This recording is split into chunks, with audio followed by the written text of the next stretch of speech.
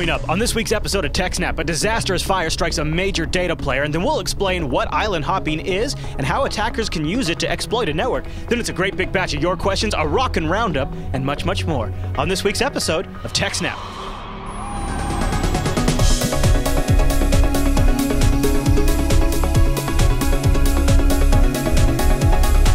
Hi everyone, and welcome to TechSNAP. This is episode 149 of Jupiter Broadcasting's weekly systems network and administration podcast. We streamed this episode live on February 6th, 2014.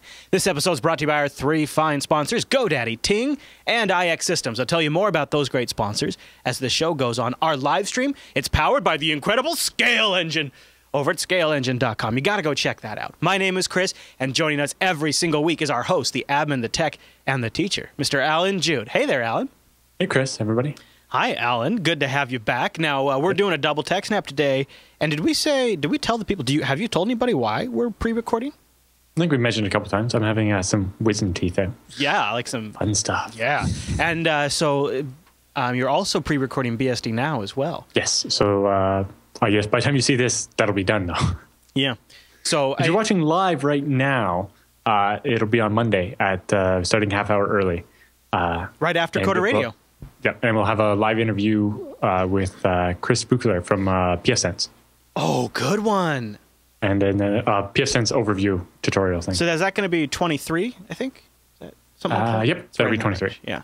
So you guys can go check that out on demand, too, if you'd like. Or no, is it 24? It's right in that range. I'm sure the title will tell. I think it's 24, because I'm pretty sure 23 was the one we recorded yesterday. Yeah, okay, that sounds right. When you do shows back to back and close together, it all kind of gets a little blurry. Yeah, it'll be 24 because 23 was yesterday, which is uploaded and ready for you to edit when you get time. Right on, right on. Well, so speaking of things that can kind of knock you out of the game for a little bit, a fire can really knock you out of the game. And now we're seeing a story that shows us that even some of the best, the top in the industry, are not invulnerable to this kind of thing. What's going on, Alan? So there was a fire at the Iron Mountain data warehouse in Buenos Aires, which is in Argentina. Argentina! Every one of them. Anyway, although it's unclear how the fire started, it apparently spread very quickly and took hours to get under control. 9 first responders were killed during the blaze. Oh my gosh. Really high. And there are 2 that are still missing and 7 others that were injured. Oh my gosh. Yeah, that seems highly unusual. Must have been a hell of a fire. Yeah. By the time the fire was put out, the building appeared to be ruined, according to news reports. Wow. Yeah. Interestingly, among the data stored at the warehouse, apparently, were several archives containing corporate and central bank records. Of course. Potentially a huge loss that could have some unexpected, far-reaching consequences. Specifically, just last month, the United States Supreme Court decided to hear a case on whether creditors could seek historic bank records from Argentina regarding the country's debt default in 2001. Whether or not such files have now been destroyed is unknown, which adds a whole level of conspiracy theory to the whole thing. I was just going to say, if you wanted to get a little out there, you could claim maybe the fire was started on purpose. Yeah. The Buenos Aires facility apparently was supposed to have its own team of private firefighters, which might suggest that they didn't trust the public system fire department. I don't know what the infrastructure is like there. If your business is saving records, maybe you just need the response of somebody on site all the time. Right. And, that's not uncommon. Like here, when I worked at the power plant had its own fire department. And the steel mill across the road had its own fire department. And the oil refinery over there had its own fire department. Right, all and next to each other. Had cooperation agreements so that if there was fire at one place, the fire departments from the other 2 would come over and help as well. Plus, they would call the actual fire department to come as well. If, it was more than just a small incident or whatever. Sure. Especially because, with an oil refinery, the level of hazmat stuff you can get into gets pretty crazy. And so maybe they need extra special training and things like that. Yeah. Oh, yeah, it could be. And, that could apply to a records warehouse like this as well, because, if you're dealing with Halon or something like that, that's different type of things. That's although apparently they didn't have that. But anyway, so they're supposed to have this team of private fire department firefighters. It's not clear if they actually did or not, or how that affected anything. There's very few details so far. there's also supposed to have been a sprinkler system and an automatic containment mechanism designed to stop fires from spreading to different parts of the building. But if, as we've been reported, the entire building was burned down, it seems that didn't work either, or was unable to contain it. How much do you worry about? You have servers and data centers all over the world. How much do you worry about fire? Not so much, because most of those servers are specifically designed so that they can just be thrown away, where it doesn't matter if they get destroyed or break or whatever, right? That's part of our system. Yeah. And, we do have some data that we have to replicate, and, we make sure it's in more than one location. And part of that is the reason why we're getting a fancy fiber line in my house, is to make that disaster recovery cheaper by doing a dedicated line instead of doing it over the internet. See, what I worry about is Jupiter Broadcasting has assets that are so large that it's not practical for me to store them off-site, and I can't move them very quickly, even with a 50 megabit FiOS connection.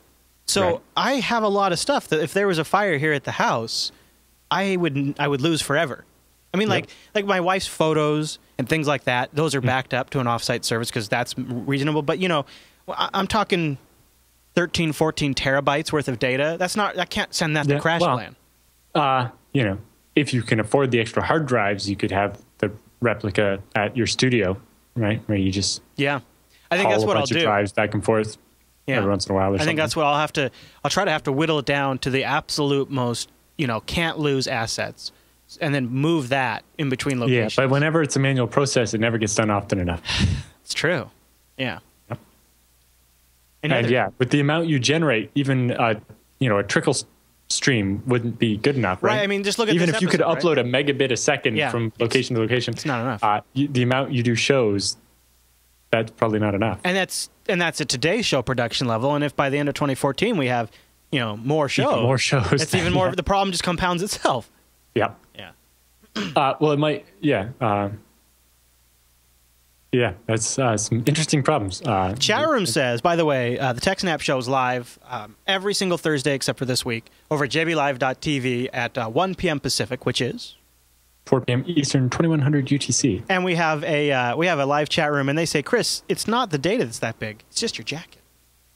So maybe I see a bunch of people suggesting BitTorrent sync. Yeah, and I'm like, how is that going to help? Because you still have to upload the 50 gigabyte raw footage of TechSNAP. I had a client that they would dial into the studio, and I would record everything locally in ProRes. ProRes is a lossless file. It's kind of like FLAC for audio, so you can figure when you're doing HD video, it gets quite big. And I would BitTorrent sync it to them in New York, and it would take two or more days because on their end they only had I think it was 10 megabits down. And so I'm sending it to them as fast as I can send it, but it doesn't matter what we obviously couldn't use something like Dropbox because one episode would fill the Dropbox. So BitTorrent Sync was perfect, but you're still limited by upload and download speeds on both ends. Right, because if it takes you 2 days to send over the copy of TechSNAP, well, the show you do on Friday, that means it's not going to get sent till Monday. Yeah. And the show you do on Monday would then be pushed back to Thursday. And really, all of a sudden you're behind. We kind of cheat a little bit, quote unquote cheat, with BSD Now in the sense that you record it there on the East Coast and you store it to a very high resolution, high megabit H.264 file, and then I download that, so it's way smaller than the ProRes. But if we could, it'd be nice to have it lossless. It takes 4 hours to upload. Yeah. And when I get the fatter connection here, I'm looking at doing slightly higher resolution, which will be nice. Yeah. Whoop, whoop. So I feel this is a hard problem to solve. Yeah, but you like having the ProRes files because if you ever need to go back and do something, they're so much better. And the maybe editing for archival, you'll have to do kind of like I do with BSD Now, or maybe just do even a double the bitrate I do BSD Now. You still have a lot of the quality left. Yeah, yeah, and and the tools are getting better at working with raw H.264 files, right? Before ProRes, you had to have because trying to import H.264 was impossible, and now it's not so bad. That's been a change. It's come in the last couple of years thanks to GPU accelerated editing, and it helps a lot. And so I'm looking at what I've been thinking along those lines, but I almost want to have a machine that's not part of the regular production pipeline dedicated to it. So et cetera, et cetera. Well, yes, if you have to convert 6 years back catalog, then you have to do that almost. Yeah. And can you afford another machine to do all that? Yeah, not really. Well, it doesn't have to be very fast. Tape backup. There you go. Well, he wouldn't have to mail it if he has to. If he's going to his studio most days of the week anyway, he can just haul stuff. But I don't know that tapes are really that much bigger than hard drives. You know what anymore. I need is like a self-powered computer in my car. Right, okay, connected to the Wi-Fi that just automatically syncs using BitTorrent sync to the hard drive in my car. Your problem is the Wi-Fi is too slow for that. Oh, you're right. Dang it. Oh, dang it. You're right. Like gigabit Ethernet is barely fast enough for this stuff. Yeah, actually, that's very true. Yeah, I transfer at 101 or so megabytes, and that's still the slowest part for editing. Yep. And, you know, people are saying Amazon Glacier, but again, same problem. You have to upload it to the internet and be able to download it when get it back. And it's just crazy. Well, Alan, any other thoughts on this particular story? Yeah, there was a couple other things. Okay. According to local reports, it appears the storage facility this occurred at was primarily used for physically storing paper records, not digital data. So that answers the first question of why wasn't this data just replicated? You know, like if it's a data center, they should have been able to flip over to a hot spare and have like no downtime. You know, fire is a big financial loss and a big occurrence, but it shouldn't have put any records at risk. Right. Because that's the whole point of paying a company like Iron Mountain to do this stuff. But at the same time, Iron Mountain has yet to release any further statements on the issue, so it's unclear whether there were digital copies of these records, right, if they had scanned them or something, or if there were backup copies, right? Because even if you have paper records, or especially if you have paper records in some cases, it's important to have backups, whether those are digitized or if it's like, you know, photocopies of the records and storing them off-site somewhere.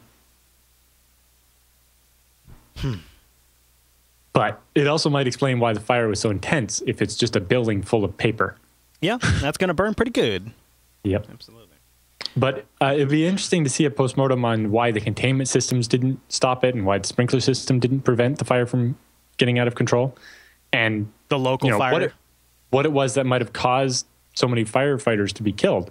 It might have just been, you know, a roof collapse or something, and it wasn't necessarily something wrong, or it could have been something bad design or something. That's the tragic part of this story, isn't it? Yep.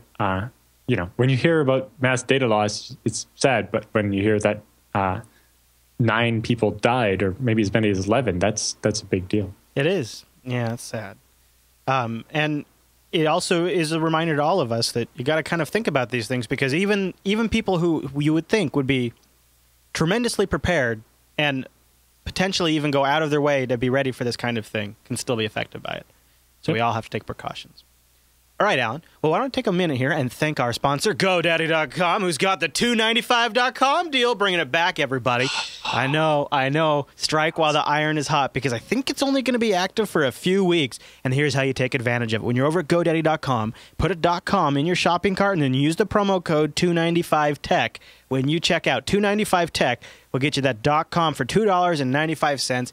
And I believe you can still get like a great deal on all the additional .coms. You get like a discount and on multiple years too. So this is a really great offer all around. $2.95 tech when you check out over at GoDaddy.com. Of course, GoDaddy is the world's #1 domain name registrar, and there is a very good reason for that.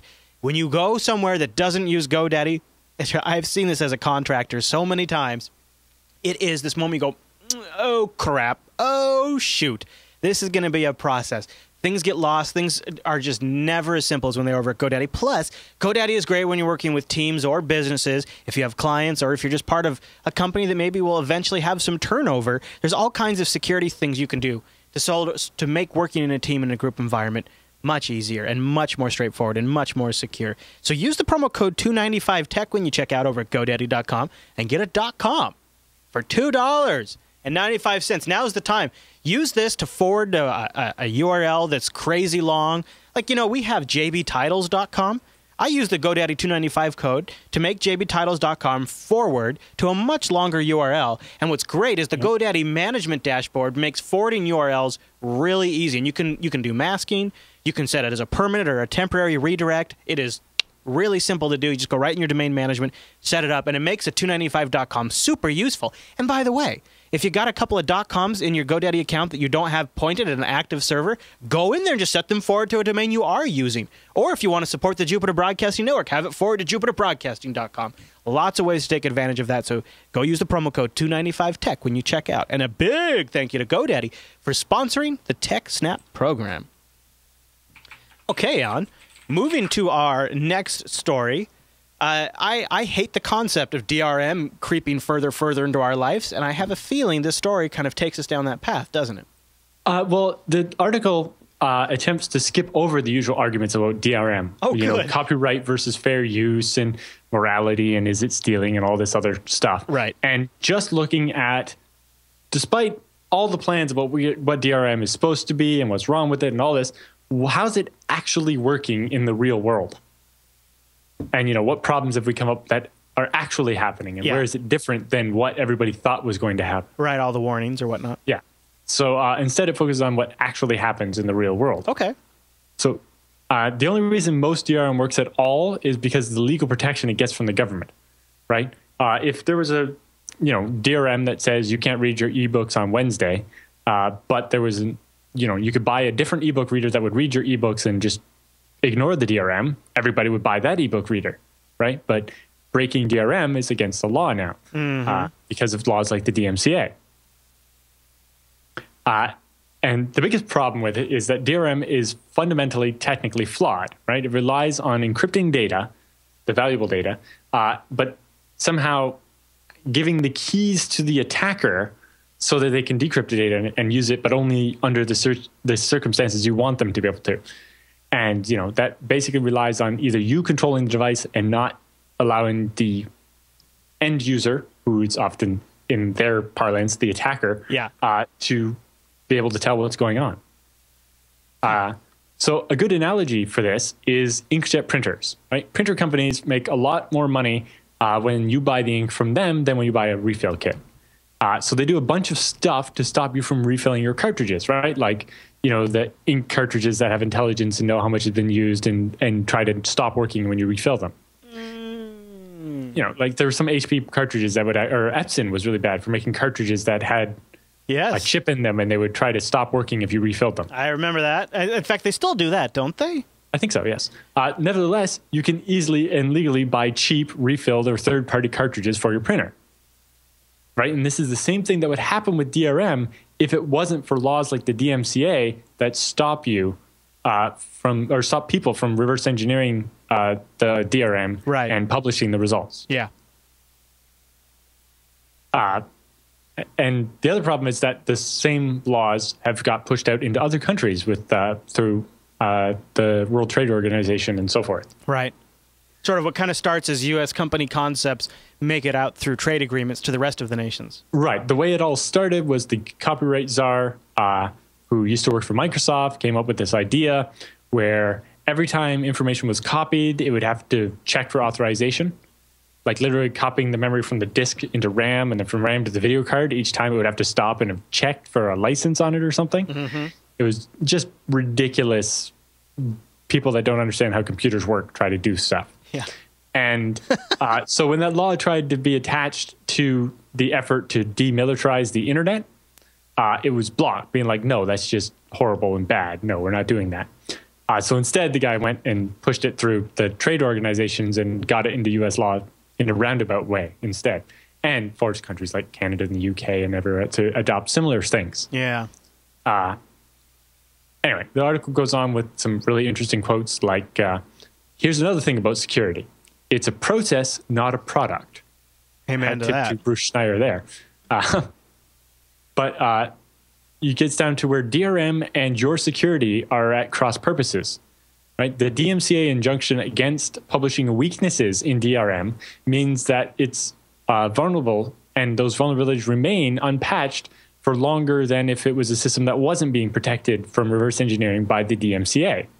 So that means that any system with DRM will on average be more dangerous to its users than one that doesn't have DRM, right? Because they're stopping people from reverse engineering it or publishing information about how it works. Yeah. Various large and respected security organizations say that they knew about the Sony rootkit. You remember that one from 2006? Oh, yeah. Months before it was disclosed, but didn't want to publish because they feared they would be punished under the DMCA. Right? It's got this, the chilling effect of the DMCA. But there's no real security in the world where it is illegal to tell people when the computers in their lives are putting them in danger.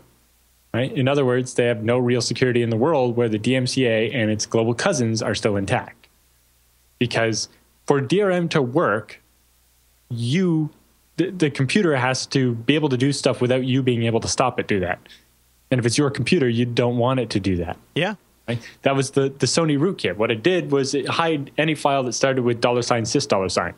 And as soon as anybody found out about that, every malware author started naming their files like that. So anybody with the Sony rootkit would all of a sudden not even be able to see the malware files or that they were running. Yeah. Because DRM requires some way to stop you from telling that a process is running and stopping you from doing what you want to do. Because if you can see it, you can kill it. And so, yeah. So the closing quote that I like here was, you see, contrary to what the judge said in the Ramirez case in 2000, which was that, you know, this it was one of the challenges against the DMCA, and saying it's not about whether or not information is free, but whether or not people are free, right? There's basically conflicting rulings. In, I think, 97, Daniel Bernstein won a case against the government to be able to publish code for cryptography, right? Because the NSA was trying to class that as munitions and that it wasn't, you weren't allowed to export it to foreign countries and so on. Yep. Well, so he won this legal victory saying that code is protected free speech. But then in this other case in 2000, the judge ruled that, you know, the DRM code and exploits about it and information about it were not protected by free speech because it was about hackers who thought that information should be free for anybody who's smart enough to break DRM. And that's obviously not what the case was actually about. It seems the judge had made up his mind before anything started. Yeah. And so it'd be nice to see a new challenge against that, but nobody's willing to take the risk because a second ruling on the side of DRM might make things worse. But anyway, it's an interesting article, and I recommend people go and read it and think about it in a new way. It's like, you know, DRM is a giant pain in the butt. You know, it's like, oh, so I bought these books on iTunes and now I can't read them on my Kindle or whatever. But in the end, it's more about, you know, using something with DRM that works means that somebody else controls the computer you're using, not you. You know, so speaking of you made a good point there where you said for DRM really kind of relies on the backing of governments for it to actually function. And I'm thinking of Android ROMs and how we keep going back and forth. Is rooting and ROMing your device a violation of the DMCA when you break whatever it is you're breaking to be able to do that, to get around their locked bootloader or whatever? The protection that they lock in the bootloader or whatever. And so, you know, one of my whipping boys is the fact that all of these old Android devices are walking around out there that are running old versions of Linux, and they are connected to a network that is, I mean, they have an open data connection constantly.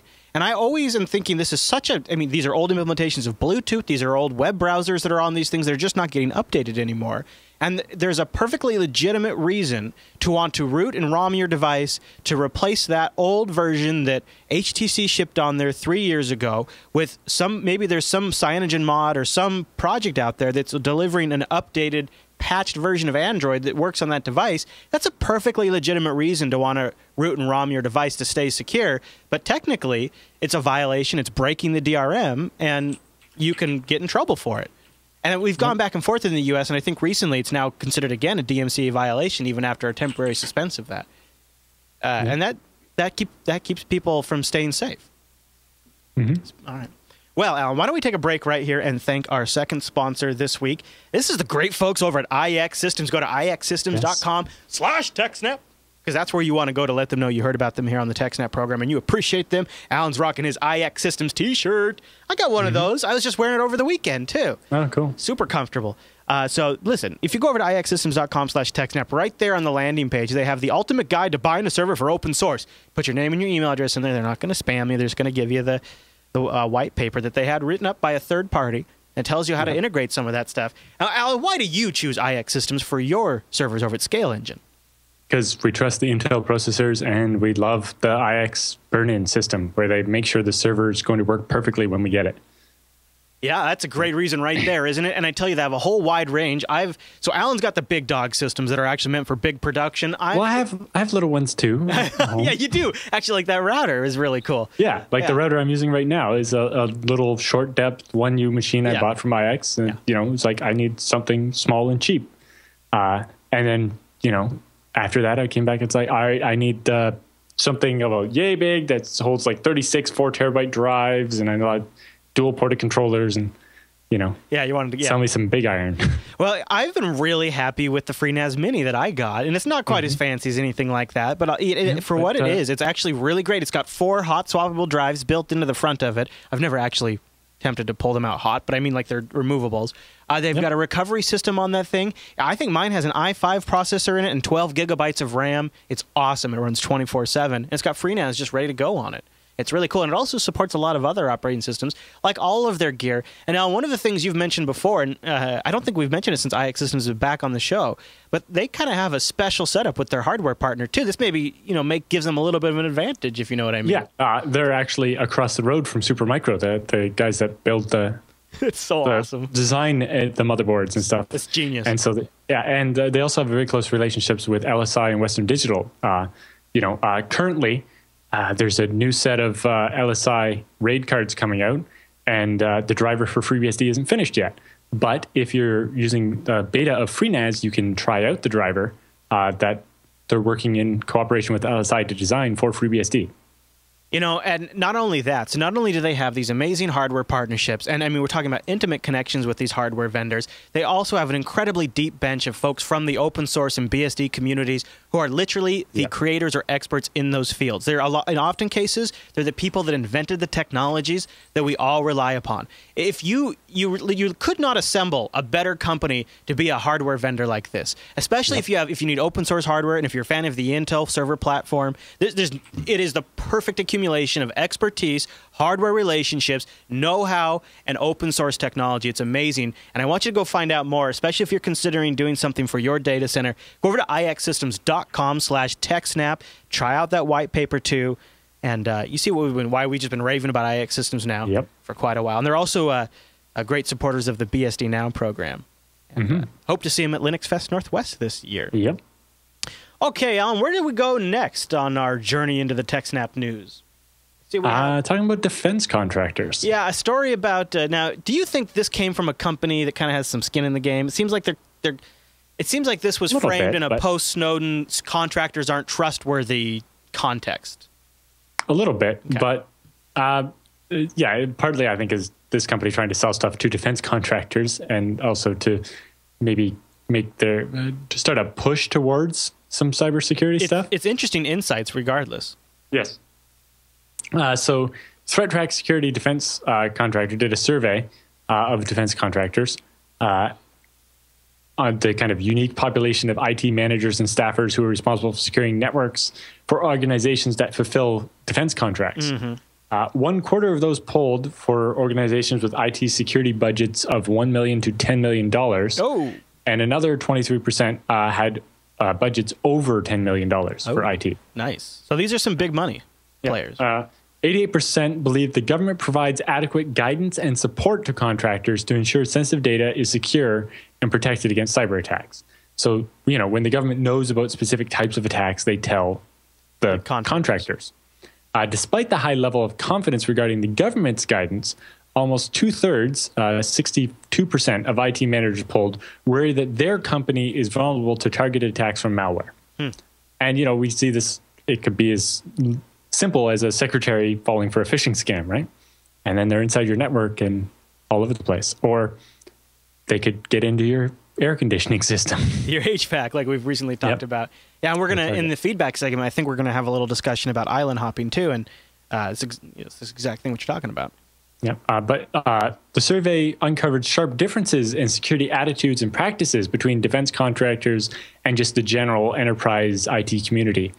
For instance, senior leaders within defense contractors are far less frequently engaged in risky behavior, like opening phishing emails, lending work computers to family members, and using company-owned PCs to visit pornographic websites that harbor malware. So you kind of expect that, although you could expect that from everyone, right? It's a work laptop. Don't use it for things other than work. But, it's nice to see at least some people taking some of the security stuff seriously. Although their level of anxiety over vulnerabilities to cybercrime isn't too different, 62% among defense contractors and 68% in enterprise, the reasons why they're worried differ. Right? Enterprise executives say they fear a lack of adequate protection, while contractors worry more that the frequency and complexity of the malware attacks. Right? Enterprises are still thinking about antivirus, whereas the defense contractors are worried about, explicit advanced persistent threats against them that no virus scanner is going to be able to find. Well, and fighting those, it's brand new. And fighting those is what makes them the most money too. Yeah. As contractors. Well, as a defense contractor, they don't make any money, but defending themselves against the Chinese trying to steal the planes for the F-35. I mean, if you're a defense contractor who's selling cybersecurity services, you make the most money. So you'd be thinking about those too. Right, but in this case, it's more, you're at big risk if you're the person that exposes the secret. And so they worry about that. The survey also found contractors take more precautions against cyber attacks than the general enterprise counterparts, which is at least a positive discovery.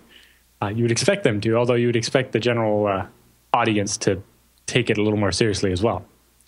Asked about the most difficult aspect of defending organizations from advanced malware, 61% of respondents cited the volume of attacks.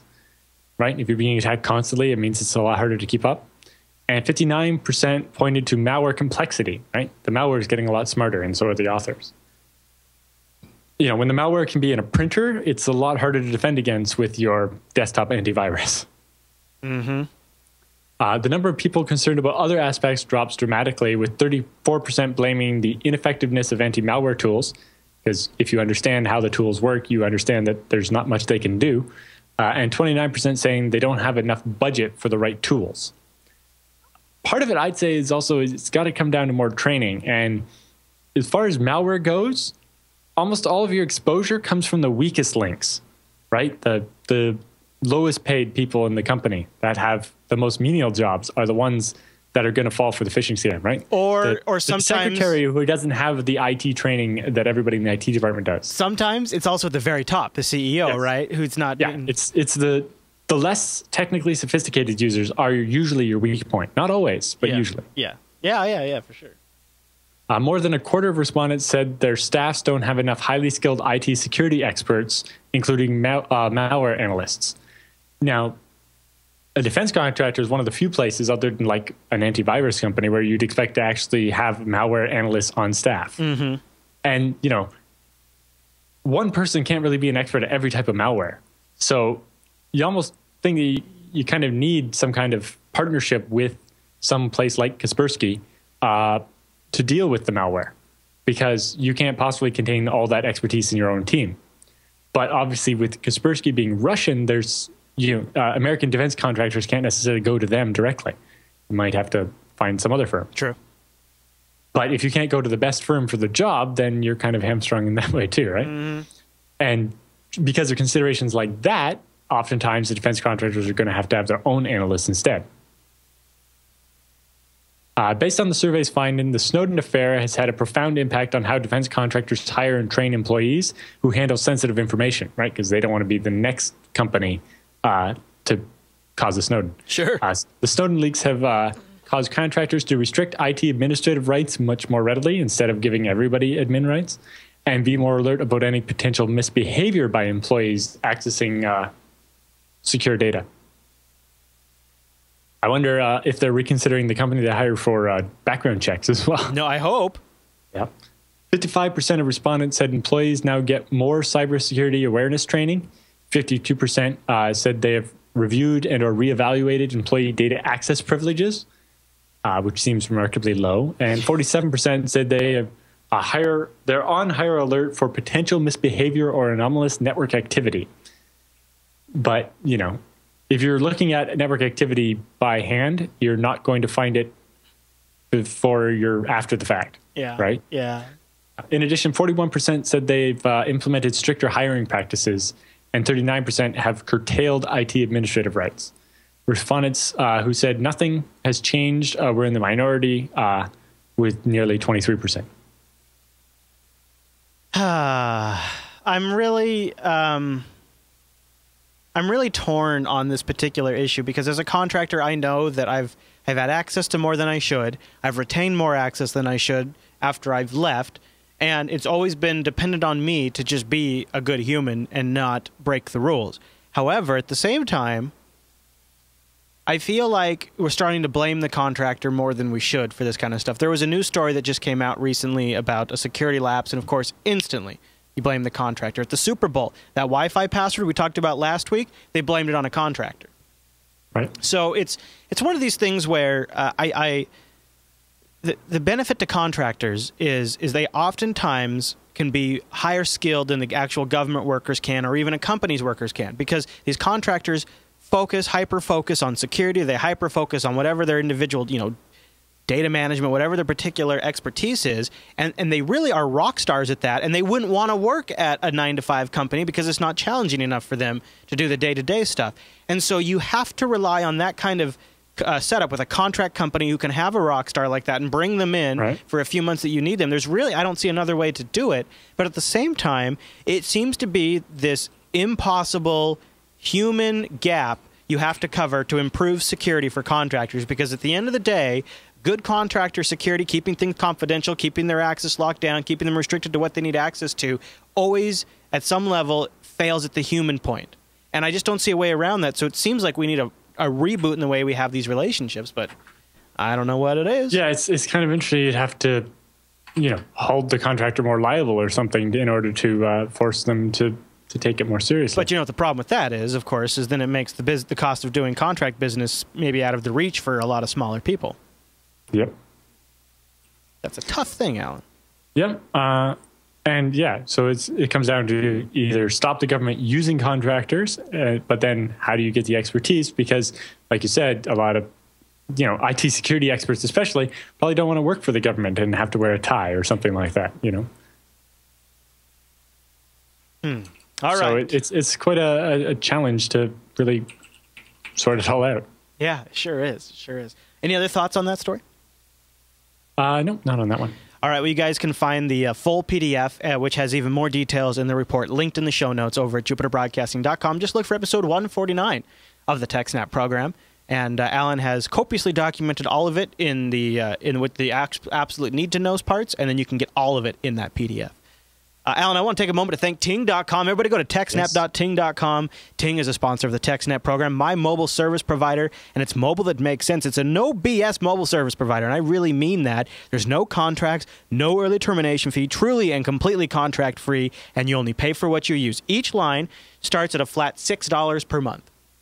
That's how much it costs me per month to have this Ting phone with no contract, no early termination fee. And I pay for my usage on top of that. What's even better is Ting's recently just slashed their data rates, and now the prices are even better than before. And every plan includes hotspot, tethering, caller ID, voicemail, picture messaging. It's all in here, and I'm just paying for my usage. Go get started by going to TechSNAP.Ting.com and try out that savings calculator. Now that Ting just lowered their rates, if you've tried this before, it's worth trying all over again, my friends, because I think you're going to be surprised at what you can save. And by the way, if you're locked into a contract right now, the old school way, Ting also has an early termination relief program. Yeah, they'll help you get out of that ETF. They'll pay up to $75 per line that you have to cancel. Let me tell you something, friends. My first Ting month was like under $20, so that would more than pay for probably 2 months of Ting service if you're just switching over. Right now, because I've been using Waze a lot and I get more up there, it's around $30 a month. A $30 a month for a full-fledged smartphone plan with hotspot and tethering? Yeah, I'll take that. And it's going to get even better over at Ting. They've got some imminent devices coming to the Ting network. Soon you'll be able to bring your own HTC One or Samsung Galaxy S4 if you have that. That'll be coming soon. They're also adding the HTC One Max, which is the really big version of the HTC. And they're going to have the LG Rumor Touch refurbished, so they'll have it at a great price, $40. They're also going to have a Sanyo Miro, which is a feature phone, but it's a really elegant-looking feature phone with a really nice OLED display for the clock on the front. They got also the LG Flex coming to Ting, which is... Have you seen the LG Flex, Alan? No.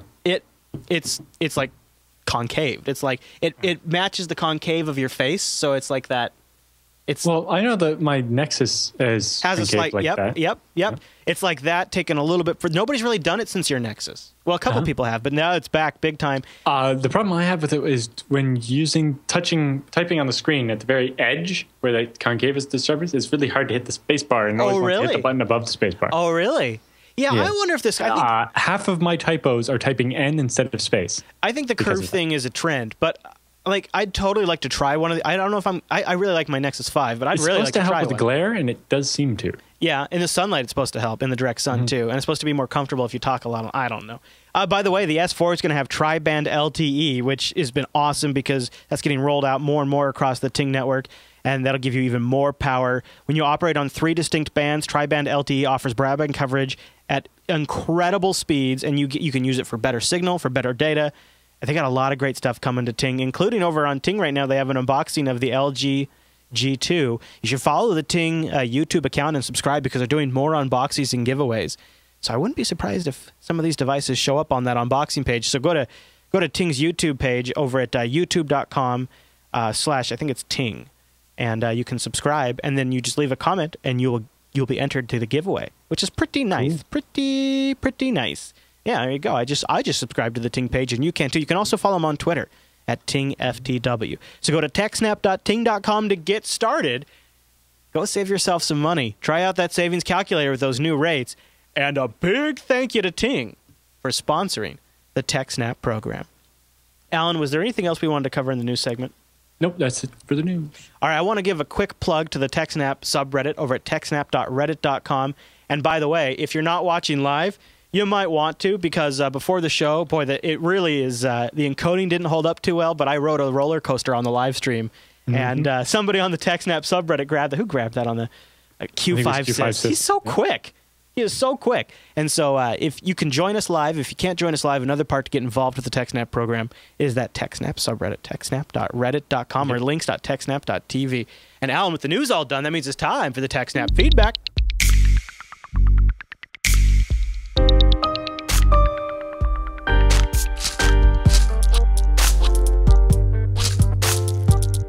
Thanks for sending your emails to TechSNAP at jupiterbroadcasting.com or popping that contact link at the top of the Jupiter Broadcasting website, or even better, starting a thread in our subreddit at links.techsnap.tv, like our first question. And it comes from Josamine. I'm going to go with Josamine. He says, what's the best way of archiving terabytes of video? We have a lecture streaming system at the college I work at and go to. I need to archive our older videos so that we have enough space for the coming semesters. Does anyone here know the best way to archive terabytes of video? My current thought is just to make some 3 terabyte hard drives, to buy some, copy the videos over, and call it a day. Now, isn't this funny? Because we were just talking about this very problem, Alan. Almost like it was meant to be. There's a couple of different ways to approach this. It depends, how valuable you consider the individual recordings. Like, how bad is it if you lose some? And also, how much you're talking about. When you say terabytes of video, do you mean like single-digit terabytes? Like there's 4 terabytes? Or are you talking about like hundreds of terabytes? And how much do you expect it to grow? And, firstly, some 3 terabyte drive. So I'd say maybe we assume around 6 terabytes or more. Yeah, 9. We're looking at sub 10 terabytes probably. Yeah. Depends on a couple of things. How are the videos encoded? If you switch that to H.264, could you make those videos a lot smaller? Yeah, he says they're. I think later on in the thread he mentions their Mastroka file, MKV, MTS files. I'm sorry. So they're MTS files. They may be even completely uncompressed, or at least right from the camera, whatever compression the camera is using. Could be AVC compression. Right. Now, you may be able to compress those, and that would be good. Yeah, and likely with very little quality loss, really. You could probably get them down quite a bit. H.264 and stuff. Yeah. And then for archiving, the problem with doing individual drives is that they can fail, and that, if you're talking about having drives on a shelf, then, you never know when they're going to fail. And you have other problems like what file system do you use so that you'll be able to read it in the future. And what about backing them up to a private YouTube channel or archive.org page, something like that? I definitely wouldn't assume that YouTube's going to keep your videos for you, or that you're going to be able to extract the videos from YouTube in a format that's going to be useful to you. Yeah, that's true. They re-encode it quite a bit and crunch it down. Yeah. Right. And, currently you can extract your video, but will you be able to in the future? Yeah, they don't like that very much. Exactly. Yeah, but the problem with archive.org is, they only have so much space and they have rules about what can go on there. And, it doesn't seem right to abuse a charity like that. So the advantage to doing something like ZFS is that you're getting the redundancy and the checksumming, right? So you're not going to get a flip bit that's going to corrupt your video or something. And if the videos are uncompressed, you can use ZFS compression to transparently compress them. So it'll make it take up less disk space, but you'll still have losslessly the original file. And that can make a big difference for when you're dealing with, editing them in the future. One of the advantages of using an open format so that it'll be usable in the future, but uncompressed or whatever, means that you can always, in 5 years from now, we probably won't be using H.264. We'll be using H.265 or WebM or something. So maybe by then there'll be so much better compression that H.264 wouldn't have been the best choice. You could have got better quality in the same file size if you still had that original, but you don't have that original. Right. So if you could save the uncompressed files but compress them with LZ4, then you might be able to get the best of both worlds that way. You get a bunch of compression, but you still have the original lossless data recordings. Speaking of archive.org, Memnock Proxy in the subreddit points to archive.org's mailing list. He says archive.org is under budgetary tightness, power and bandwidth limitations, and they have an open mailing list you could check out. He also mentions that many campuses have an open access council where extra campus computing resources and planning are discussed. He said you consult with your department head and ask for their recommendations for who they've met on campus and have successfully provided a similar service. This will very likely be a department budget to bill project time, host visit from the IT staff, etc., etc. But maybe working with other people in the university could be a way to do it. I like Alan's suggestions, and I also like the idea of if you can only spend maybe like $2,000, $1,500. One nice thing is the Drobo. You could always grab one Drobo at two different locations. The Drobo supports multi-size drives, so when 4 terabyte drives come out, you just slide 4 terabyte drives in there. It dynamically grows the storage pool. You can remove all the Drobo drives and put them in another Drobo. Now, I know it's not a super great solution, but it's very straightforward. The Drobo, you can't put it in something that's not a Drobo. What if there's no Drobos 10 years from now? Well, things like that. I would say the advantage ZFS can do a lot of the same things, right? Like you can do a bunch of 3 terabyte drives, and then you can add to that Z pool a bunch of 6 terabyte drives in the future. I mean, I think that's fine if they have the resources to do that. Slowly replace the 3 terabyte drives with 6 terabyte drives, and then the Z pool will snap to the bigger side. And you could use the FreeNAS Mini as an example to get it like Drobo-like to do that. Yep. But if you want it as an appliance. I just, I know a lot of places where they're dealing with audio-visual, and like for them, it's a challenge to even unmount the hard drive from the Mac, right? So this is their level of, whereas like the Drobo is you plug it in, you copy it over. You could buy 2, so you have one in each location. Same thing with the FreeNAS.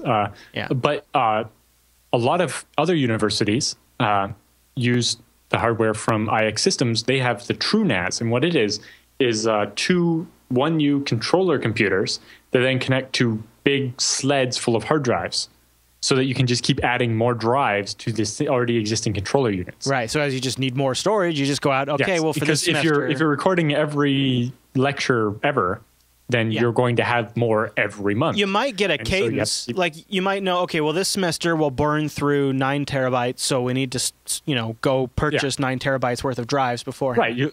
Right. Before each semester, you'll have a general idea if there's going to be X hours of lectures, and we know that with our compression, we're getting X size for each hour or whatever, and you can do that. And then also in the future, 5 years down the road, you can be, all right, well, these 4 sleds can now be compressed into one new sled that'll hold all that data. And the challenge where that could get expensive ZFS is that you have the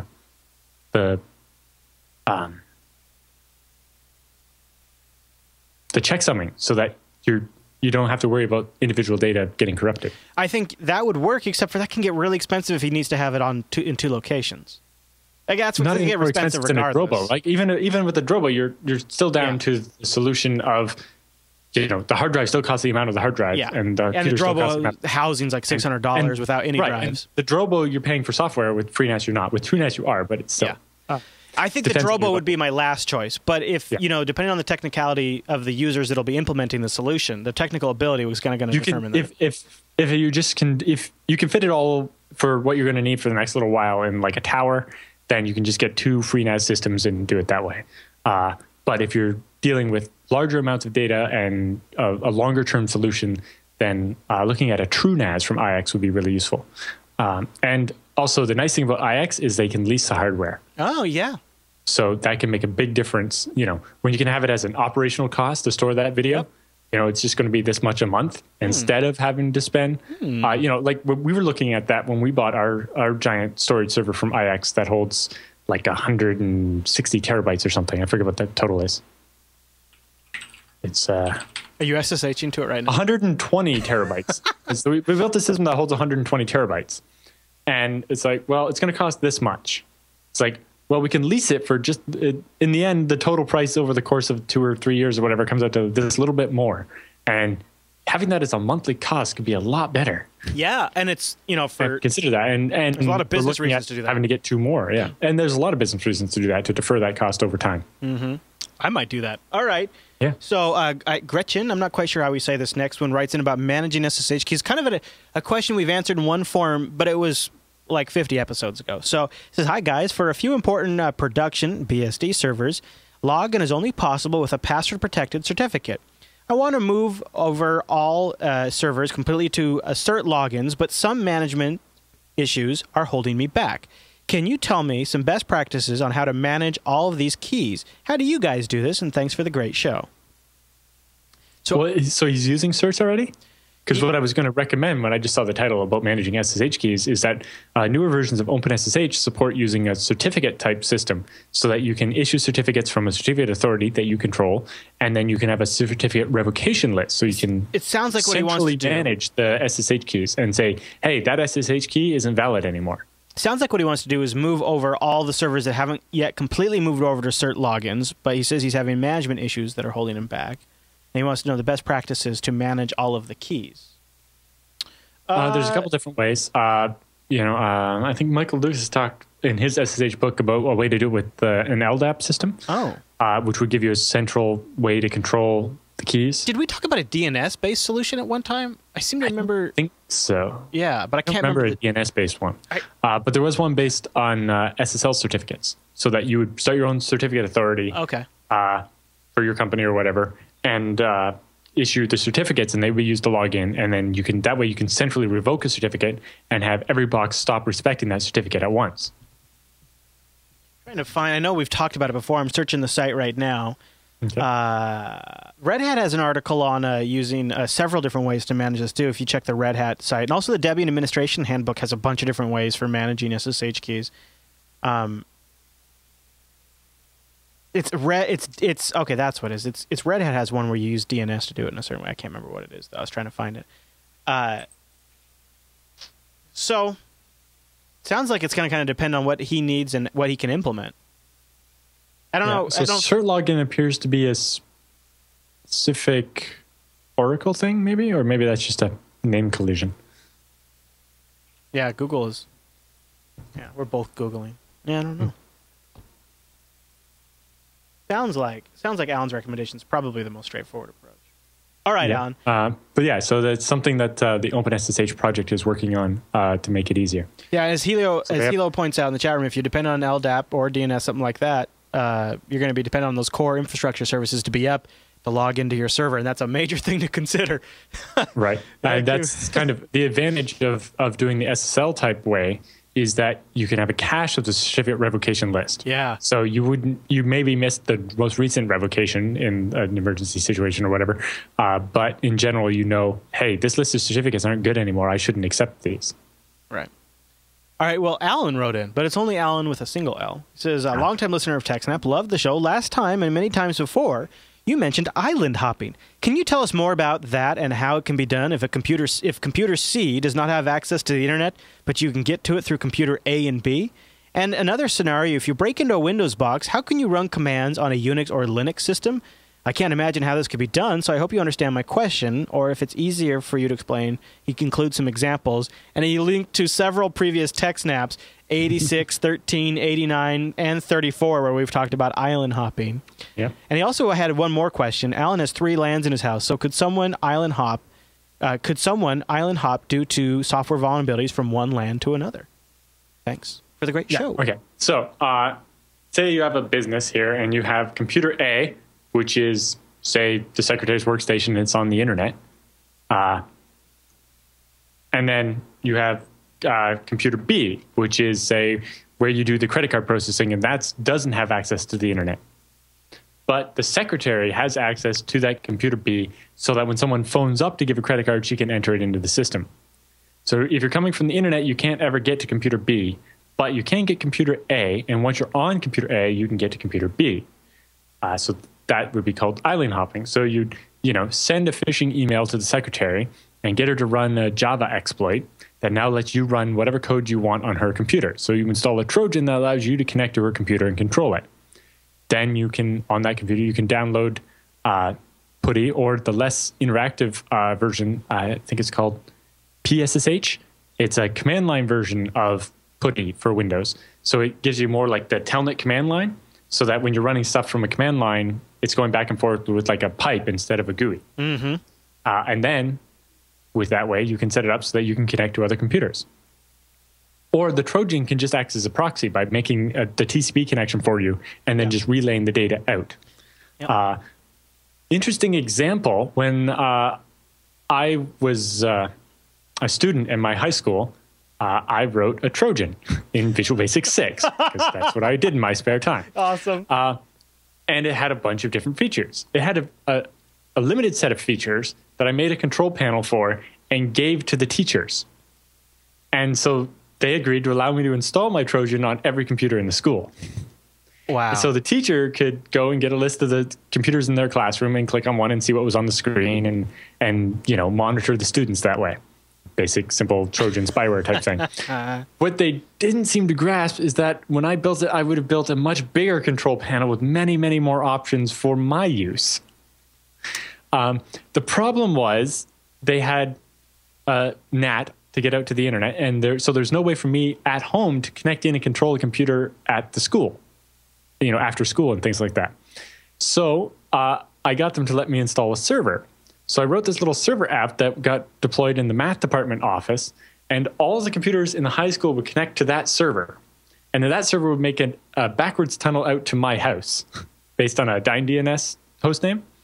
And then so I would run a proxy on my computer, and every computer in the high school would connect to the server at the high school, and the connection between those two would allow me to say, hey, I want to talk to the computer in the math lab, and I'd be able to control it from home. Awesome.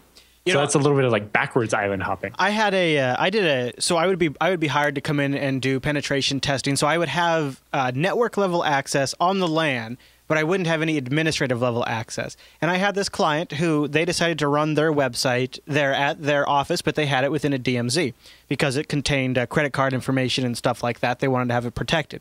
And the way you would manage this website, because I had a whole back-end CMS, so that way staff members could put new images on the website and things like new promo packages and stuff like that. Well, they would lock it down by the firewall. They'd say only 192.168.0.25 can access that CMS management page. And I didn't know which machine it was. So through network sniffing, I eventually saw that one computer on the LAN, 0.25, was talking to an IP on the firewall, and I figured out that must be the DMZ IP address. So then using Metasploit and Nessus, I scanned this machine. I found a vulnerability that was on this computer. I think this must have been Windows 7, maybe pre-SP1. Can't remember, it was a little while ago. And Metasploit, once I knew the vulnerability, you go into Metasploit, it's just like a menu of options that you want to throw at a computer. And the one I decided to exploit, it included a VNC server. And so I pushed that out to the machine. It executed the VNC server on the Windows desktop. I got that person's screen, and I was right there at their computer. And then from that computer, I was able to hop to that web server that was otherwise locked down by firewall rules, and then I owned the web server. And so at first, I was getting just that computer, and then the end result was that web server. And that was a minor version of island hopping. But, we've been talking a lot about this Target story, and that's a great example of island hopping. But the island hopping, none of the computers necessarily have to be exposed to the internet per se, right? Say it's a much more secure company in our island hopping example, the credit card server is on a completely separate network. Like it's isolated. It doesn't have a network connection at all. It's just standalone by itself. Say it stores something other than just credit cards or something. And the secretary's computer, you can't reach over the internet. But if you can email the secretary a phishing email and she gets it and clicks it and opens it, you can install the exploit on her computer that instead of opening a port and waiting for you to connect in, which you won't be able to do because of the firewall, it makes an outbound connection periodically, say, on port 80. So it looks like regular web traffic, except for it's going to a command and control server you have or an exploited server that you took over from somebody else and are doing something quietly so they won't notice. And now you have this reverse tunnel to be able to access the secretary's computer. Yeah.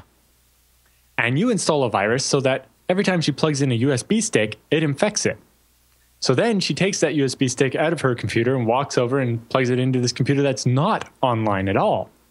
And now you can exploit that computer, get data off of it, and copy it back to the USB stick. And then she takes the USB stick back to her computer, and then you can offload it and send it to yourself. I could also picture, if you just infected somebody's computer, and Outlook is such a common target, and every time they wrote an email, it included an attachment.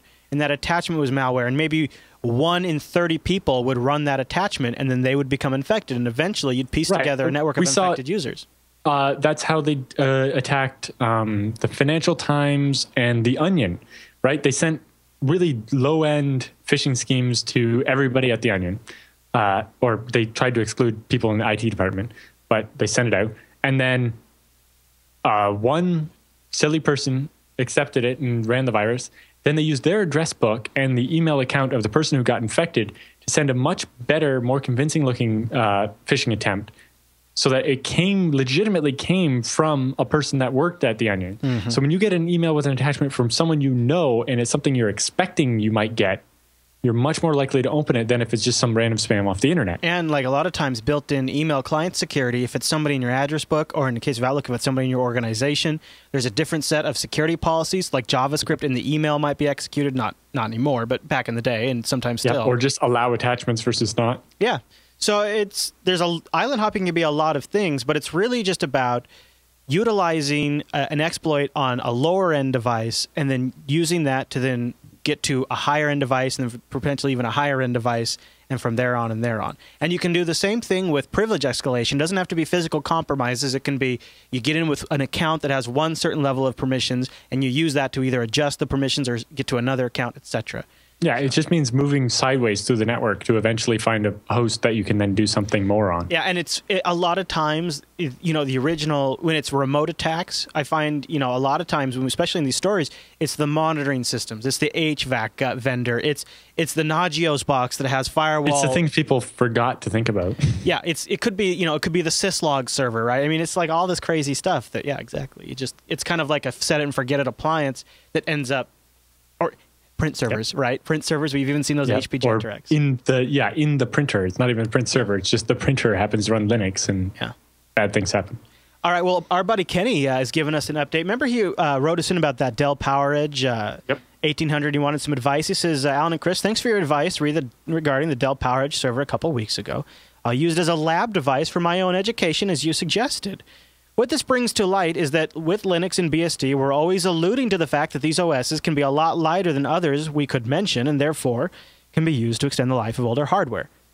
Ecologically, this would seem to be a good thing, reducing waste, etc. As you hinted in your reply, when is it more environmentally sound to send them to the local recycling depot rather than reconfigure it for continued use? A new version is going to be hugely more efficient in terms of power consumption, and speed will probably be made and also probably be made with more environmentally friendly materials. It brings into question the idea of recycling old PCs by sticking Ubuntu on them and then sending these out to poor districts, countries, rather than acquiring cheap, modern, low power hardware that will be far more efficient and less use to the poor user in the long run. Great show, as always. The best, Kenny.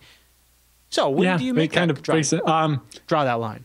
I don't actually know some of the numbers of what the power draw of like an old Pentium 4 is versus a newer one. I know the Pentium 4s draw a lot more, but The main difference is the newer stuff has power management features, kind of like a laptop, so that it draws less power when it's not busy. Yeah. So like my router is like a new Haswell at like 3 gigahertz or whatever, but it's not running at that speed all the time. It underclocks itself to like 150 megahertz most times because it's not doing much.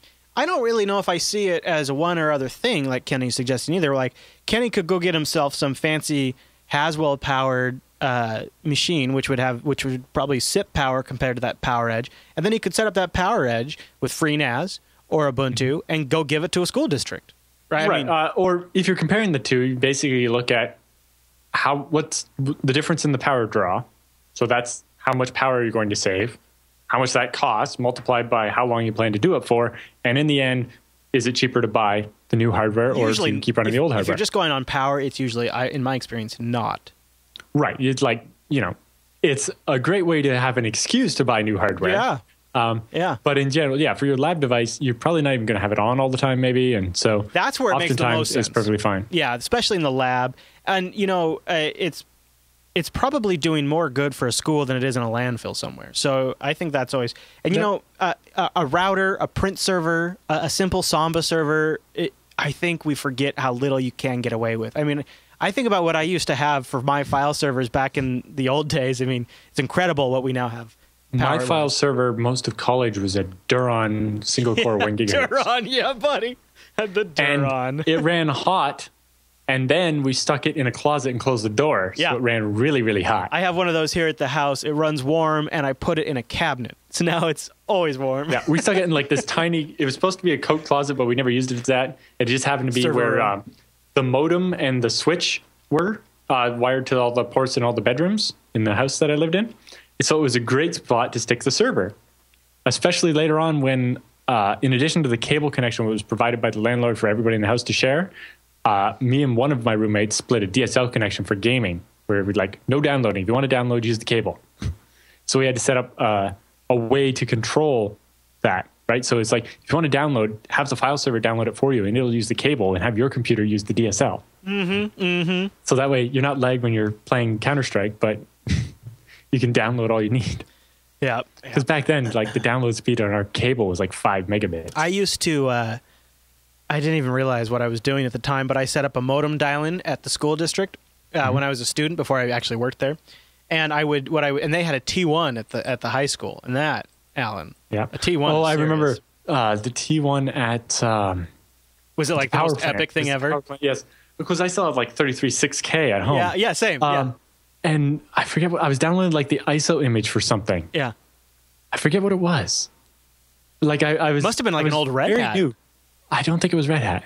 I was fairly new at the whole idea of ISO files, right? Because that wasn't something you dealt with your slow computer. And it was like, I think it was the first time I used a CD burner too. It was an external SCSI CD burner. Oh, nice. Yeah, I had one of those. And the machine was like 400 megahertz that I was using. I forget what it was, but I downloaded the ISO file for something to burn the... I think it was a preview edition of Windows 2000. Oh, wow. Sounds about the right time. I would dial up to the school. Like I would use them. I had a computer in the lab, which I attached a modem to. And I would dial into that and make it my ISP. And then I would have the computer there, queue up all the stuff I wanted downloaded that I would figure that I'd found over the evening since I'd been home from school. And then I would go to school and, sort through all the stuff that I wanted to keep. But then the problem was I had to burn it to CD to take it home. And they only had one CD burner. It's like this whole shell game I had to play back in the day. So. Well, I remember even when I started my shell provider business for doing IRC shell accounts. So I had this machine that had like a 40 megabit connection. It wasn't all dedicated to me, but I had access to it, right? So I'd be like, so I'll download what I want to that, then download that with my dial-up because it will saturate my dial-up because the latency is so much less because it's like one town away, not... Yep, I would do that too sometimes. So I would be able to get like 5.5 kilobytes per second on my 56K connection and just saturate it to the point where you couldn't type in the SSH window. I used a program called Get Right, I think it was called. I used Get Right, and I could set a speed limit. Yep. So I could speed limit it when I needed to use SSH and then turn it back off when I wasn't. That's totally what I did. That's awesome. Get Right was the bomb. Yeah. Well, because it also came in handy in college when we had that set up with the 2 connections, when there was like a big download to do. Like I think we were downloading the ISO for something for school. It was like a Windows Server or something. I forget what it was. Or it might have been Linux for the Linux class. It was like Red Hat 9.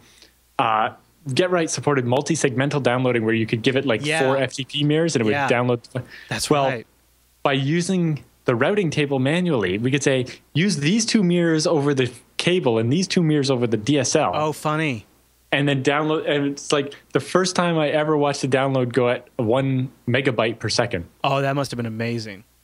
Because we had DSL that would do, or the cable would do 5 down and the DSL would do 3 down. So that would give us the 8 megabits that you need to get 1 megabyte per second. Oh, wow. It was just on the fuzzy edge of being able to roll over and see 1 megabyte per second. You were like, oh my God, it's so fast. The hoops we had to jump through, Alan. Yeah. Now I'm like, why is my download doing less than 5 megabytes a second? Grr.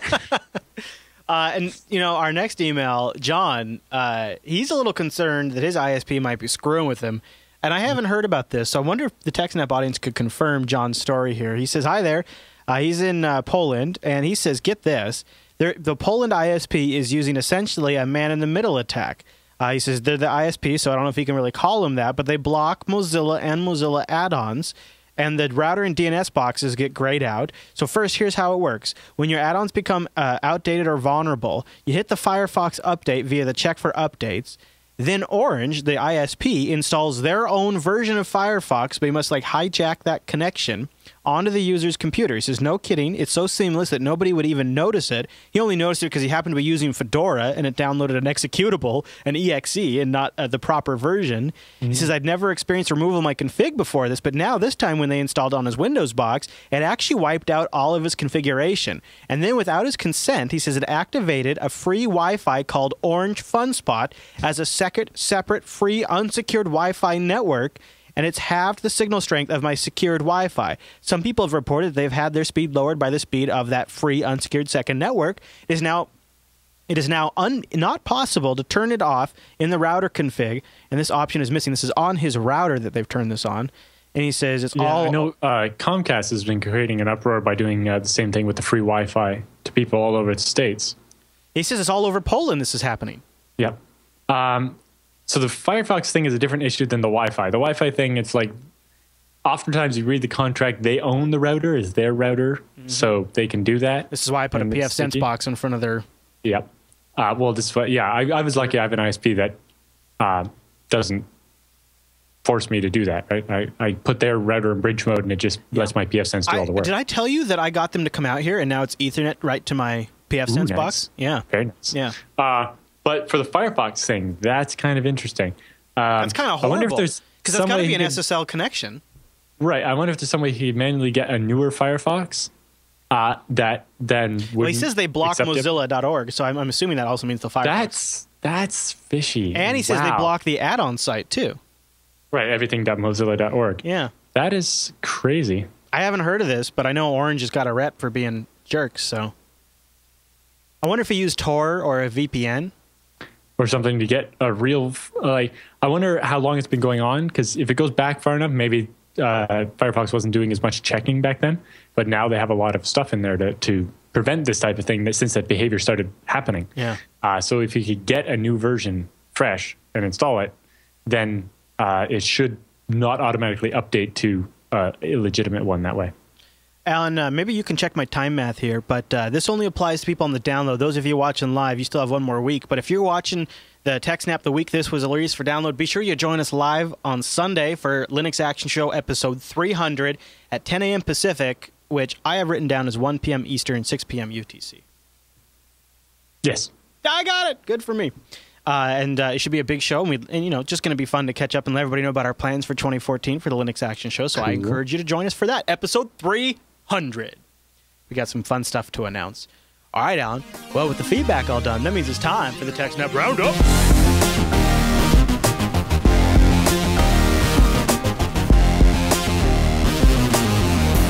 Welcome to the TechSNAP Roundup. Yeah, that's what that crazy music means. Now, the Roundup are stories that just didn't quite fit at the top of the show, but we still want to talk about them, give you some links to follow up on your own after the show. And a lot of these links came from our subreddit over at links.techsnap.tv. And Alan, our first one's a Sony story. We haven't talked about Sony in anything but sort of horrible context for a while. Sony is selling off their Vaio PC business in what some are calling a trend of the times, Alan.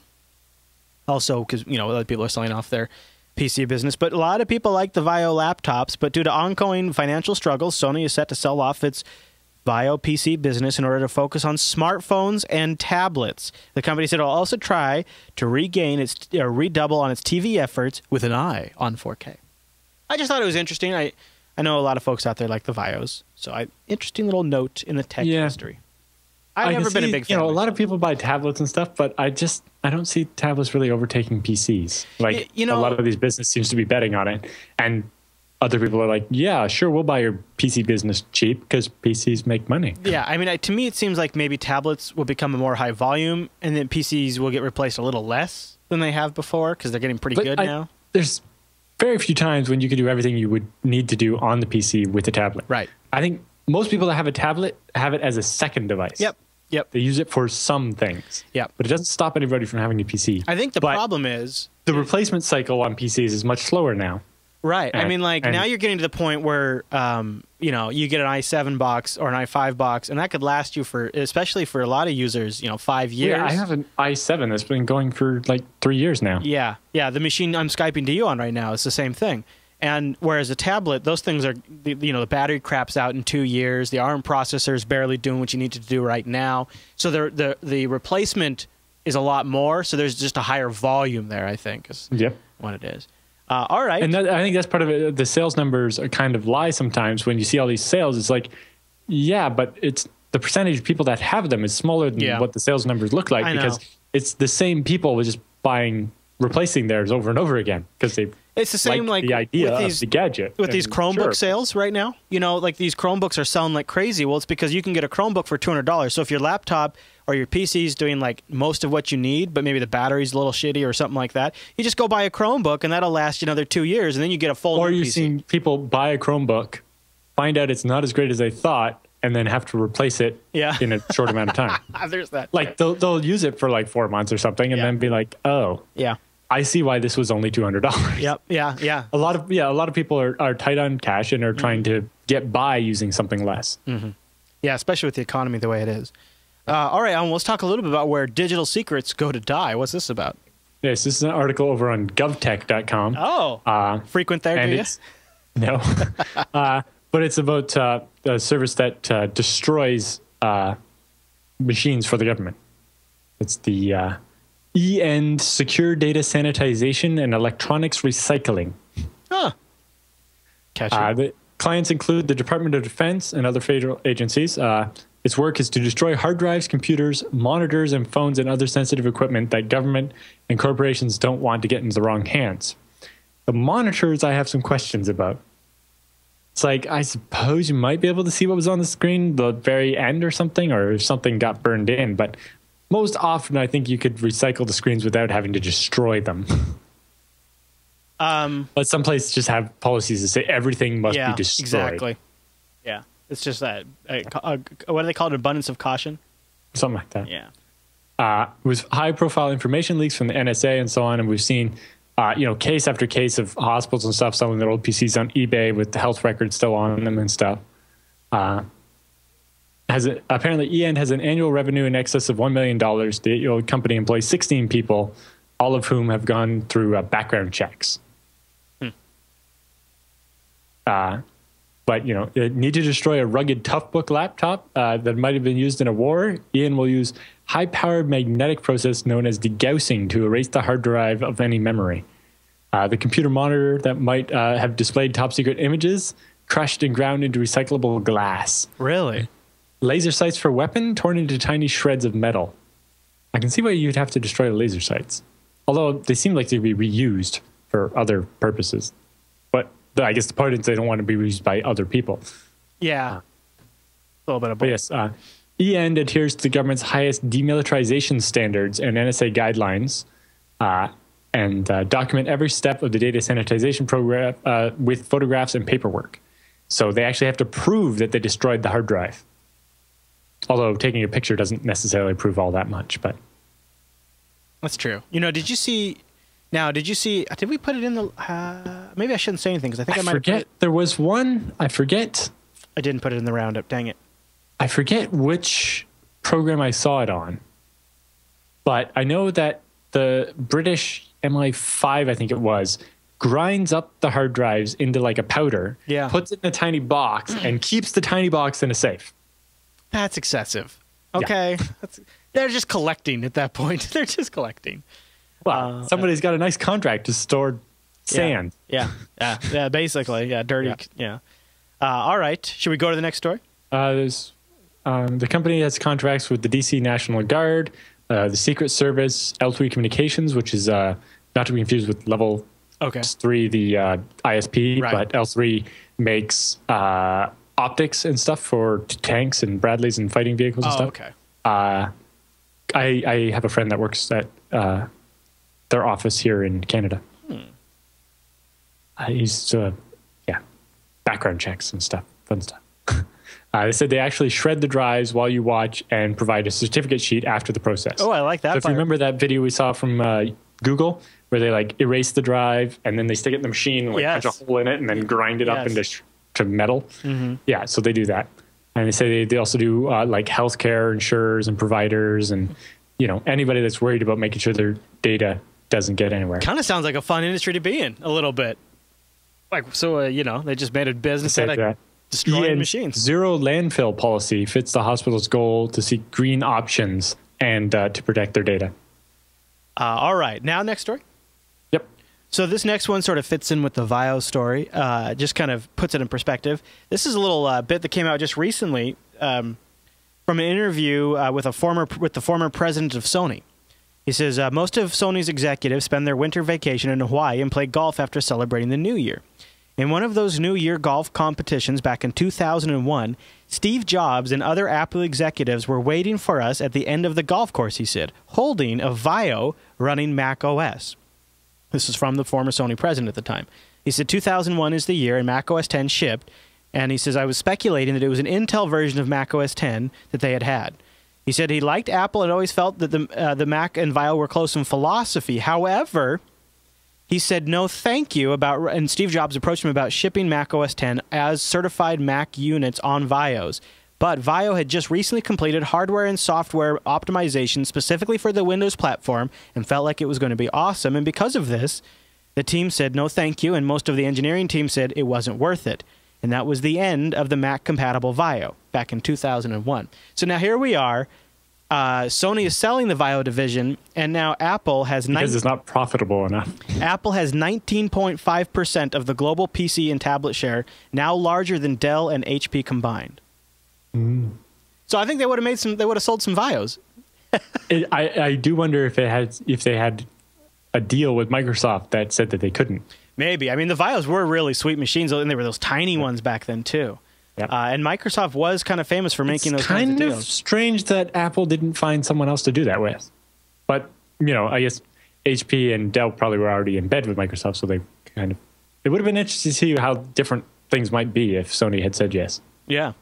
This next link is a video from the AT&T archives, the Unix system making computers more productive. Alan, I just got to play a little clip of it. Yeah. If you start about 5.5 minutes in, there's a really good bit about how shell and pipes work. The usual way to get a large computer application developed. Right here. And programs that you write yourself. And what you can do is to think of these Unix system programs basically as, in some sense, the building blocks with which you can create things. And the thing that distinguishes Unix system from many other systems is the degree to which those building blocks can be glued together in a variety of different ways, not just obvious ways, but in many cases very unobvious ways to get different jobs done. The system is very flexible in that respect.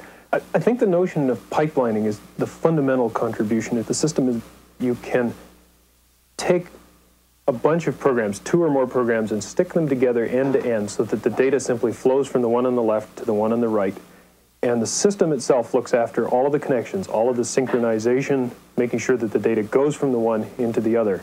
The programs themselves don't know anything about the connection. As far as they're concerned, they're just talking to the terminal. Now, let me give you an example. So he goes on for a couple of minutes, but he writes this short little email or something, right? And he's got typos in it or whatever. And then he pipes it through the first program, which breaks it down into the individual words, right? So it's got 1 word per line. And then he pipes that through a program that lowercases everything, so that because his dictionary that he wants to do the spell check with is all lowercase.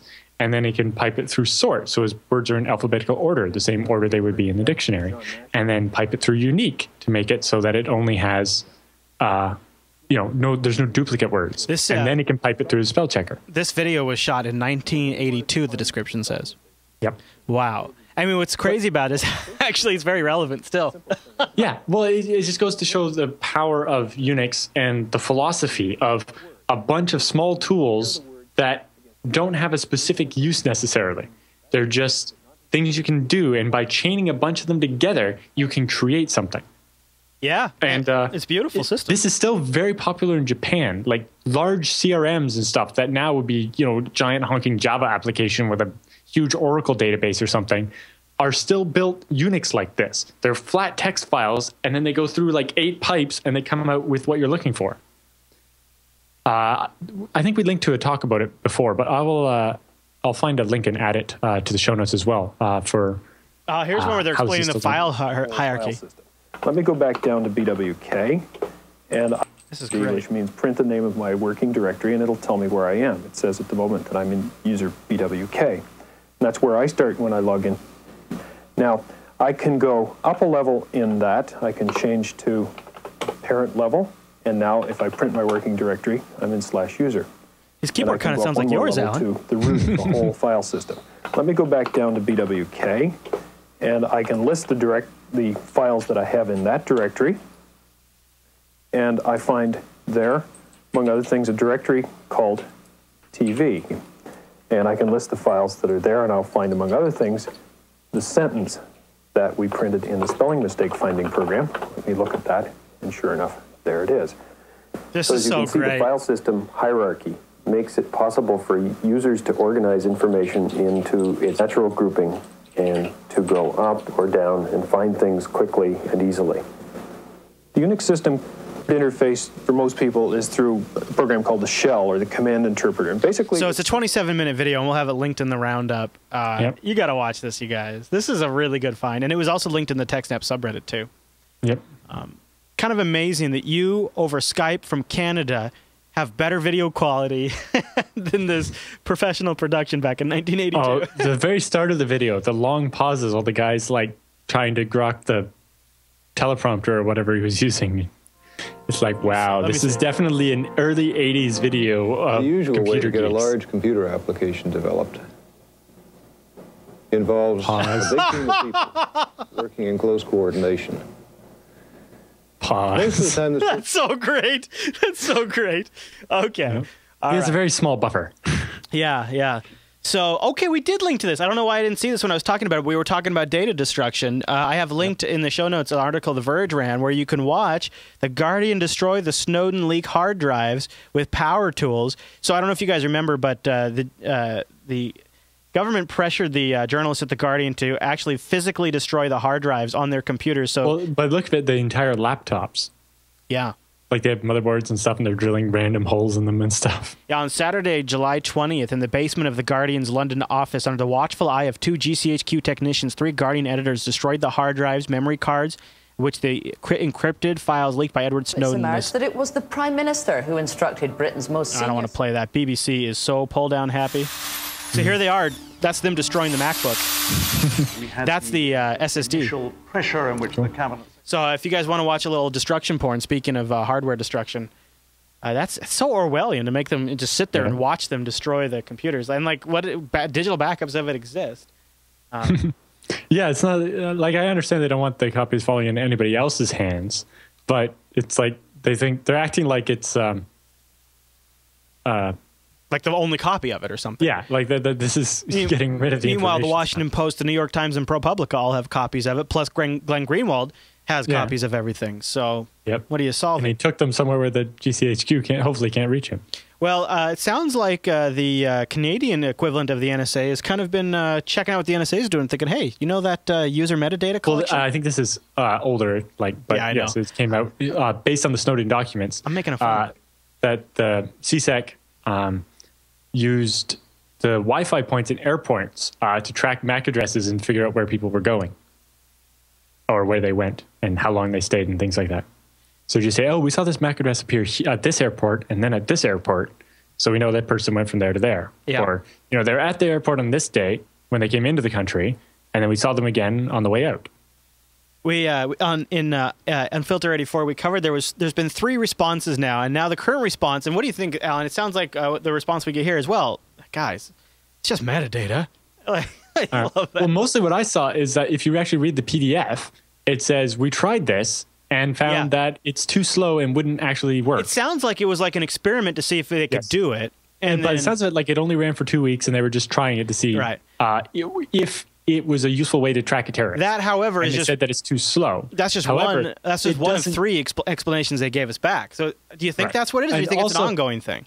So I agree, like the thing says, that they tried it and it didn't work. Yeah. Now, it doesn't mean that they're going to turn it off. Why would you not record more data when you could record more data? That's what I was thinking too, yeah. Okay. But then, if they're only doing it in the airport, then they can't get all that much data. Now, if they're doing it all over the place, then they can get all kinds of data about where you are all the time. Well, yeah. So, my phone's Wi-Fi option is turned off, except for when I want it, mostly to save the battery, honestly. But yeah, it just seems like a good idea when you're traveling, regardless of where you're traveling. Yep. All right, well, this number might screw with your head a little bit. China has almost twice as many internet users as the U.S. has people. The China Internet Network Information Center reported that the country has nearly 618 million internet users earlier this month. That is nearly twice as many people online. That's nearly twice as many people online in China as there are people in the United States in total. 500 million of those users in China are actually mobile web users as well, which is pretty nuts. But that means they have phones and not computers. Yeah, but those 618 million Chinese internet users account for less than half of the country's total population, whereas the most recent Pew Internet and American Life Project research showed that 85% of Americans use the internet. Mm-hmm. And most of them have access to it from more than just their phone. Yeah. I think a lot of people... But in a lot of the places in the developing world, the phone is their only connection to the internet. We were talking last week about pin and chip technology and credit cards and how like the U.S. sort of had the first comers disadvantage, and a lot of people might leapfrog like wired infrastructure in a lot of senses and go straight to LTE and those kinds of things in mobile. It could be although with LTE you still can't carry quite as much data. Yeah. But in India, paying for stuff with your cell phone is more common than having a credit card. Yeah, it's it's almost all stored value type stuff rather than credit. The payment traffic there is like insane. Like the numbers are just totally blow my mind every time I hear them. I can't remember what they are off the top of my head, but it's an incredible. Well, it's a lot of very small transactions, but yeah. All right, this next one's kind of a bummer. Hackers steal Western Michigan University's professor's paycheck. So apparently the hackers broke into the university's HR website, which apparently just has a username and password, and you can log in. And they changed his direct deposit details so that his paycheck would be deposited to a bank in Utah instead. And then they took all the money out of that, leaving the account with like $13 in it, and that's all he got back out of his paycheck. Oh, man. Now, he's trying to say it's the university's fault because it was the university that got hacked, but it was his account. And so But apparently he wasn't the only person that it happened to at the university. And so the university has given him a early paycheck. What do they call that? Oh, not a stipend. It's in the article. Anyway. Like an advance or whatever. An advance on his paycheck, and that he'll pay off over his next 4 paychecks. Wow, that sucks. At this point, nobody's really decided what happened there. Wow, that sucks. But yeah, it seems like this type of system shouldn't be online. Most times to change HR, things like that. Mm-hmm. At the school where I worked, you had to submit a bunch of paperwork. But I guess even then, you could probably fake that. Like I could have changed somebody else's thing if I knew their employee number and stuff, right? Mm-hmm. Yeah. And that's pretty rough, though. I mean, if they are responsible for security lapses. And if you are going to have an online thing like this, I think that before a change like that goes through, like if you fill it out online, it should be a change request, and then somebody should like call you and verify, maybe. Yeah. For pay, that would seem reasonable. Like have it flag the HR lady so she can check into it or something. That seems reasonable to me for pay. Next story. Tim Berners-Lee is calling for something that I wholeheartedly agree with. He was speaking with Wired editor David Rowan at an event launching the magazine's March issue. Tim Berners-Lee said that we need to decentralize the web, and that although part of this is about keeping an eye on for-profit internet monopolies such as search engines and social networks, the greatest danger is the emergence of a balkanized web. I want a web that's open, he said, works internationally, works well as possible, and is non-nation based, Berners told the audience. You know, a lot of the Latin American countries are talking about setting up things to avoid, like Brazil, for example, right? It's talking about setting up ways to avoid America's infrastructures altogether, essentially creating a balkanized internet. Right, but except for a couple of companies that might have a mirror, like Google will have a data center in Brazil or whatever, how are they going to get to any websites in the States? Obviously, they still have to go, but I understand wanting it so that if you're in Brazil and you're trying to go to a website in the UK, that you don't go through the States to get there. Yeah. Which almost all traffic does now. Yeah. Because, well, if you're in Brazil, your other option is either somehow having a direct cable between Brazil and the UK, or jumping over to Africa somewhere and then across, and then you have a whole different set of problems as far as, well, your pipe's only so big, right? Where there's a lot more diverse fiber going through the States. Yep. And diverse routes and stuff. Yeah. And also, it's more politically stable, depending on your definition of politically stable now. But, you know, the government's not going to be overthrown in the States and decide to cut your cable or try to charge you a bunch of money to keep the cable there or something. Right. Yeah, that internet in the States is backed by drones, Alan. Don't you forget it. Yeah, the problem is... And keep your drones on your side of your borders, and don't you forget it. Oh, we've been having a problem with that recently? Sorry about that. No, remember a couple weeks back? Yeah. One tried to fly across the lake and mysteriously got shot down? Weird. It does seem to be, though, that if people are worried about security, they're going to want to avoid the U.S. Well, because it doesn't really matter where you're at, because we have agreements with all agencies around the world. I Not hope we all, don't... but a lot, yes. Yeah. I don't mean to exaggerate, but yeah, most of the ones that are big and relevant. I just don't want to see, like, the internet be sort of walled off in different areas of the world. That would be that'd be such a bad long-term consequence of all of this. Okay, well, you know what I think is BS? Big data. Do you see the picture for this? It's an awesome picture. Data laughing there. Yeah, yes. Big data. I get it. He's huge. That's very funny. So, you know, there's been all this talk about big data and people talking about it. It's like, you know, your data is not big if it can fit on a hard drive.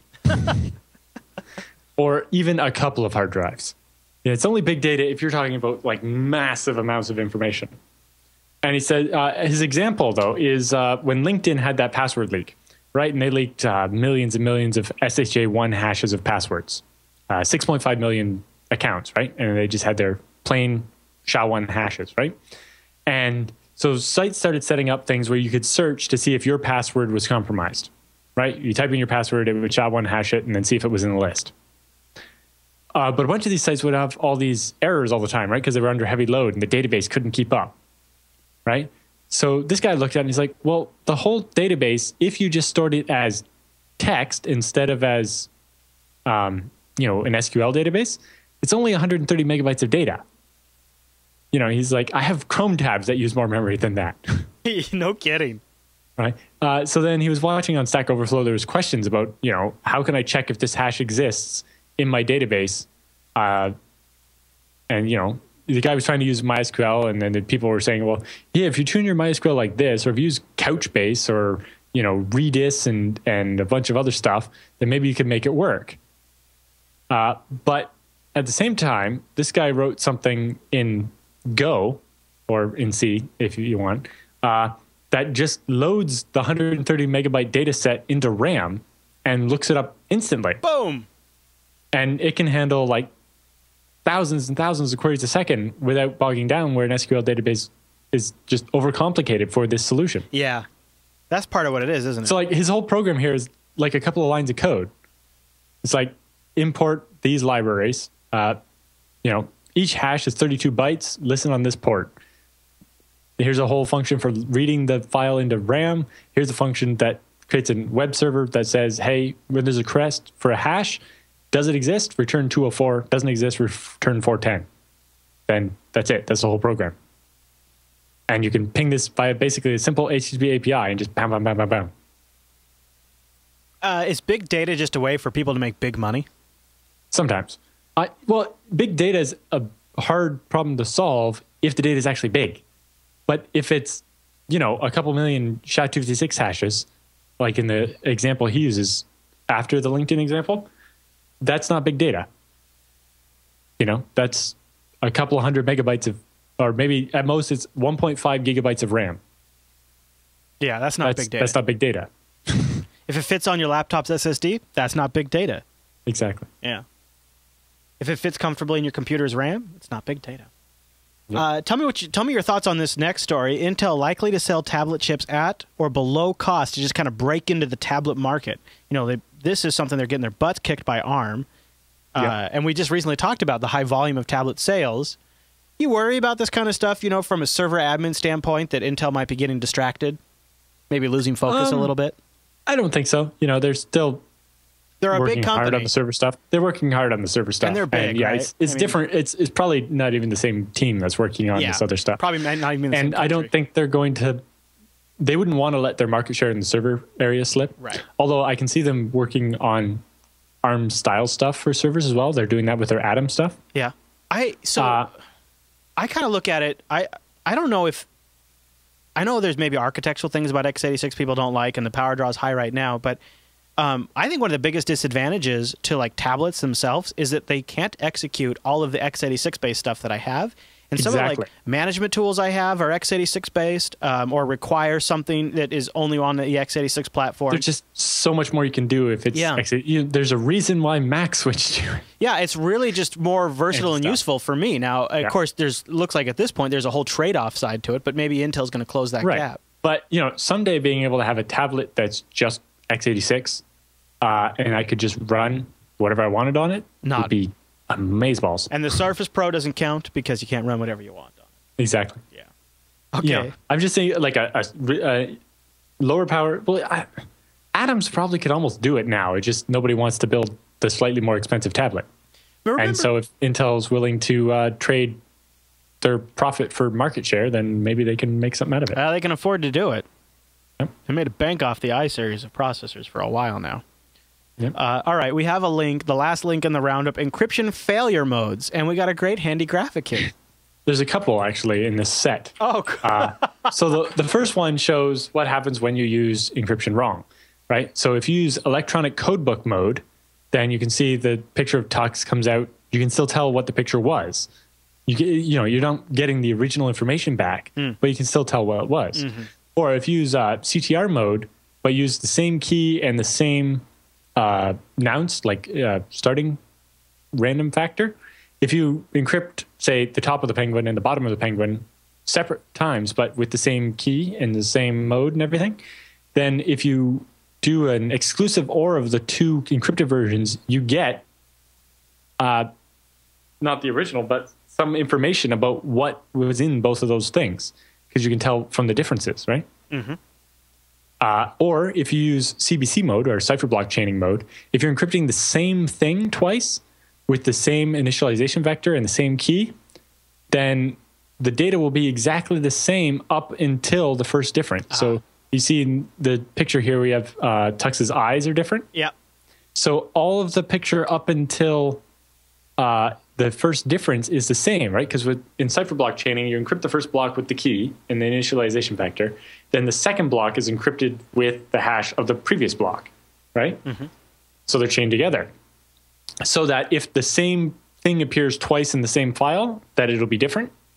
But if you use the same key and same initialization vector, then the same file will come out the same every time, right? Which might not be what you want. Right. And so it shows that.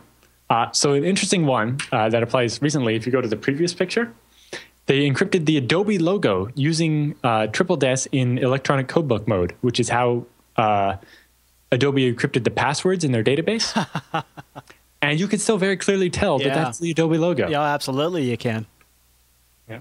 And then I don't have the details on the other stuff, but apparently they wrote this little Python script where they can encrypt a specially crafted PDF file of a picture of Angela Merkel, and the encrypted version comes out as a picture, as a valid PDF file.